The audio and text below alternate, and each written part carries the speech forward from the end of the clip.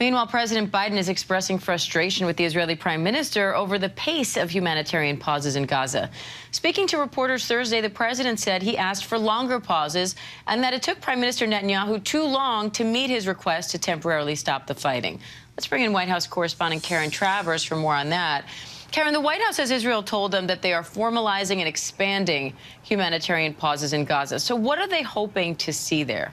Three big things, Diane. And the White House, of course, has been pushing for this for some time. And yesterday said that this was very significant, that these pauses would help get more civilians to safety in Gaza. It would allow for more humanitarian aid to get where it needs to go. That's been a big challenge in the last couple of weeks. And it would also allow for the process of trying to secure the release of hostages. But as you mentioned, the president yesterday publicly talking about his frustrations right now with the Israelis and the Prime Minister, Benjamin Netanyahu, saying that he has pushed for longer pauses and that the pace of this process is not going as quickly as he has hoped for. The president said he would like to see this take place for a longer period of time, and he wanted to see it happen faster. So something very notable that the White House and Secretary Blinken yesterday as well, talking about their frustrations with the timeline of this, but still at the same time saying this is significant because this will mean the possibility of getting aid in and getting more people to safety.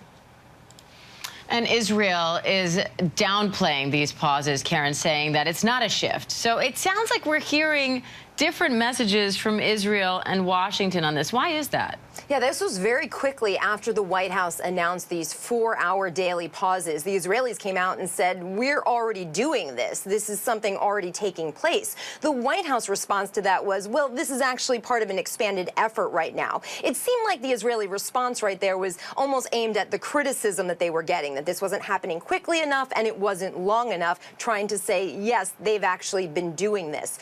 So I think a little bit of diplomatic dancing there from the administration to try and give the Israelis some credit, but at the same time saying more needs to be done and it needs to happen faster. Now, President Biden is set to meet with Chinese leader Xi Jinping next week in San Francisco.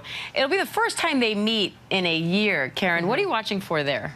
This is a very high-stakes meeting for President Biden. It will only be the second time that he has sat down with China's President Xi. And the White House says they have a very lengthy agenda. They'll be talking about Russia's war against Ukraine. They'll be talking about the Israel-Hamas war, but also, of course, the relationship between the two countries and trying to manage economic competition between the U.S. and China. A lot on the line. The White House is trying to downplay expectations, though, of any major breakthroughs.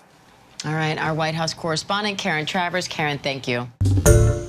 Hi, everyone. George Stephanopoulos here. Thanks for checking out the ABC News YouTube channel. If you'd like to get more videos, show highlights, and watch live event coverage, click on the right over here to subscribe to our channel. And don't forget to download the ABC News app for breaking news alerts. Thanks for watching.